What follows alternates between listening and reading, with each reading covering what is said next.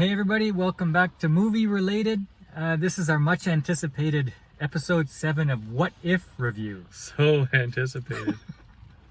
And so this one has the intriguing title, What if Thor was an only child? and we'll try to get through this without too much interruption from the highway in front of us. It's raining here and the cars going by might be pretty loud, but that just adds to the charm of the review. Yeah, that's what it does. That's our new intro. Before going into this masterpiece of a what if series, one question I have is, who wrote this episode? Fire them immediately. Okay. That's how you're opening. That's how I'm That's your opening. first chess move, right? That's it.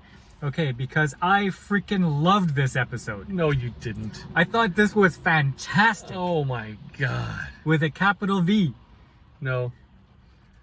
Okay, so what we're dealing with is Thor. Paul's flaunting his V card again. We open up with Thor is an only child, and so he doesn't have to go through the trials and tribulations of caring for his rascally younger brother, and so he grows up kind of bored and says, well, I gotta fill this gap with being like a party animal. And his father Odin goes into the Odin sleep. The mom goes away for vacation, and he's left alone, and the mom says, you better study. He goes, oh yeah, I'm gonna study. But instead he goes to Midgard, which is Earth, and has a party. And parties. Because he's a party animal. How crazy. To your credit, the first 60 seconds of this episode I thought were tragically bad. Like when Jane Foster is with her best friend there and they're just talking, I thought... And she just keeps talking. Yeah, it was talky and boring talky. Yeah. Like no expression in the voice, no nothing. Yeah. Okay, but other than that, what had you so down? Okay, so the series is called What If, okay? And I feel like it should be questions that people would actually ask, right? Like things that might actually... Well, I never would have asked, affect what things. if Killmonger rescued Tony Stark? No, and that's what I'm getting at. Like, a lot of these episodes are just like, what if nonsense. It's not actual, like, what if scenarios. It's what if, and let's just, like, what if Thor was an only child? Okay, so then he was an only child. And I don't believe in reality a lot would change, right? It's like, if I was an only child and didn't have you to, like, beat me up when I was a little kid or something, I don't think that I would have grown up to be a lot different than I am now, right? And so I can't see the complete contrast of, oh, take Loki out of the picture and now Thor is just a party animal. It doesn't make sense. It doesn't follow a line of logic. Okay, so what we did have was Loki grew up and he was the mischievous one. Mm-hmm. And Thor had to be the responsible one to counteract that, to balance it. But No. He didn't have to be. He just was. Okay. So you have a problem with the severity of the question. Okay, you think this question is kind of nonsense. Mm. But what about the episode itself? Again, if your entire personality is just, hey, I'm a party prince, that doesn't make for good writing. That's not good writing. That's not a good scenario. That's just dumb. Like, literally a grade 6 student could have written this episode. I think you didn't have your fiber 1 this morning. I thought this episode was great. I thought it was hilarious. I didn't know what to expect because there were a couple of funny things to start. And I said, oh, okay, I'm supposed to laugh here. Haha, it was kind of funny. I'll give it a chuckle.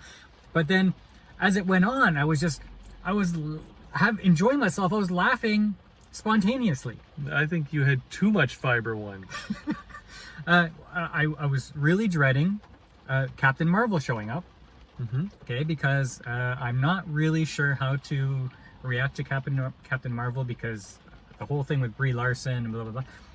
But it turned out to be not so bad, because she was flirt fighting with him, and it was a good battle. They both gave and took equally.